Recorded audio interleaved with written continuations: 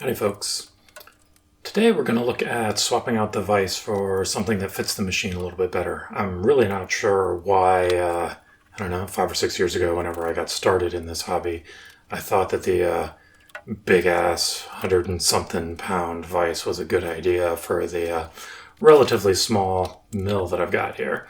So we're going to pull it off, get it out of the way, and we're going to put something a little more reasonably sized to the machine in its place. This will save a lot of wear and tear, also gives me more range of motion on the machine, makes it so the vise isn't running into things, and just all in all gives me more headroom. Just everything about the little vise is a better idea.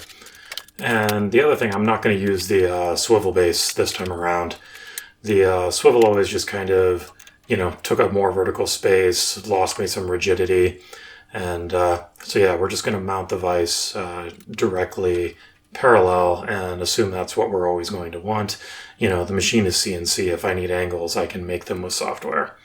All right, so the next thing we're going to do is we're going to finish up making some isolation bushings here. We need to make sure the vise is electrically isolated from the table in order to be able to do probing. So we're going to hop into OpenSCAD here, pull up a parametric bushing that I've used for several things, and we're going to print up a couple of these guys on the console. So we'll zip here through the watching paint dry part, just heating the machine up, and then we'll go ahead and kick out one of these guys, and when I pulled it off the table, I of course immediately dropped it behind the workbench. So throw the first one away, get the second one, and let's go and print up a third one here, and there we go. So now back over at the machine. So this is the other piece of isolation. This is just a cheap cutting board from Amazon. I'll link this down in the description. I'm sure you're surprised it's from Amazon.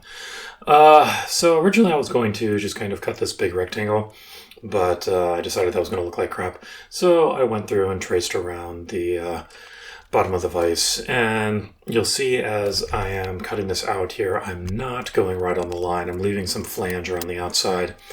When I did this for the big vise, I matched it exactly to the bottom of the vise so you couldn't really see it, which was nice cosmetically, but I wound up having problems with metal swarf. Just tiny little pieces would bridge the gap, and my probes would stop working, and we would have all kinds of problems. So leaving a little flange here may look a little worse, but I think it'll work a lot better. So I'm pretty happy with it. Haven't decided yet if I'm going to cut the tongue off there that's kind of underneath the vise and not on the mill table, not doing anything. Here I noticed that the flange on the isolation bushings was a little smaller than the washer, and I wanted to make sure that I'm getting as much coverage as possible. So we're going to remake these a little bit bigger and try it again. So here we are connecting this is the ground strap for the probe. So that's the other end of the lead, so that when the mill probe actually touches, that's the other half of the connection. So now we've got the bushings there in place, and so everything should be completely isolated. And now we can actually do some testing here. So what we're doing as we go back and forth is we're just making sure that it probes the same distance in Y on both ends of the vise. And then we just go through and tighten one side so we have kind of a pivot point, and leave the other side loose. And then we'll continue going back and forth, checking with the probe, and just kind of tapping the vise back and forth until it's within the margin of error for the machine itself. So you can see that when I do repeated probes, my margin of error is on the order of like not a tenth of a millimeter, but maybe a tenth, hundredth, 50th-ish of a millimeter.